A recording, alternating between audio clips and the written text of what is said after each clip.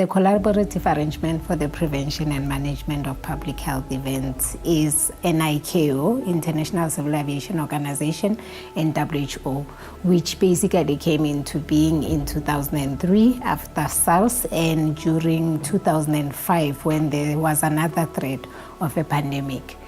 The purpose of the program itself is to mitigate the risk of public health events of international concern, which includes communicable diseases, radiation spills or accidents, or chemical spills. So the purpose is to mitigate the risk of mortality and morbidity at a population level. And in fact, we had an experience a few years ago in Nigeria that actually demonstrated how air travel can actually contribute to a population being affected through Mr. Sawyer, who traveled from Liberia and collapsed in Nigeria at the airport, resulting in a number of people actually getting either sick or dying from the incident. So the program, it looks at a population because you can move an illness from one continent to the other within a short period of time, especially with air travel, ultra-long flights, development of technology, things moving faster.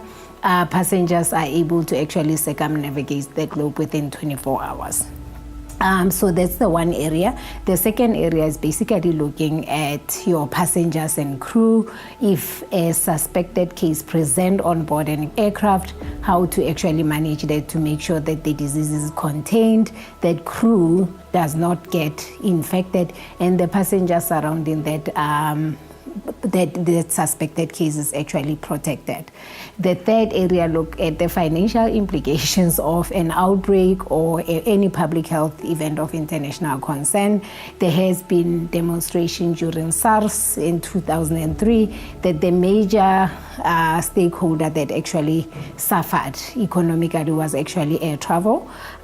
So from our side, within the Civil Aviation Authority, as you know, we rely on passenger tickets numbers to generate funds to actually sustain the Civil Aviation Authority.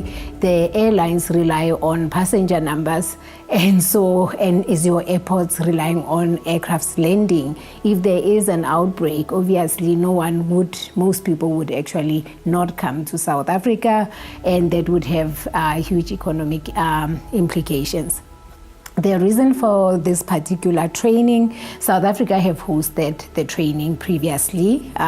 This is, I think, our fourth time. The initial focused on the ICAO Annexes, which is the International Civil Aviation Organization. That part from our side has actually been addressed, but very little focus actually was on WHO IHR of 2005. Both the aviation sector and the health sector are actually impacted by the international health regulations. They have to comply in order for the CAPSCA program to be effective and successful. So the purpose of this particular training is to actually bridge the gap to make sure that our stakeholders, both aviation and health, know what they're supposed to be doing, so that if we were to have an outbreak in South Africa, we would know exactly how to actually to contain an illness. And basically the program aims to improve our communication, collaboration, coordination, and other things basically that are important, especially during an outbreak. So ultimately, at the end of this training, we are hoping that we will be on the same page because in order for the program to be successful, the implementation have to be harmonized within the National Department of Health and the National Department of Transport and Civil Aviation Authority.